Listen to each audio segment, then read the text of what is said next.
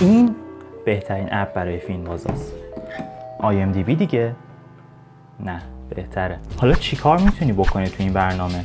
4 تا از فیلم‌های مورد علاقه تو کل تاریخ رو میذاری تو پروفایل و همه میتونن 4 تا فیلمو ببینن و مطمئنم که سلبریتی مورد علاقه از این اپ استفاده میکنن. فیلم‌ها رو میتونی ریت بدی. شاید بگی که کار عجیبی نیست. درست میگی، کار عجیبی نیست، ولی چیزی که خاصش میکنه اینه که 1 تا 10 نیست، 1 تا 5 ستاره است اول از همه. اصلا حالت ریت دادنش رو نگاه کن، دلت میخواد هی ریت بدی و خیلی برنامه خوشگله. نگاش کن، خیلی خوشگله.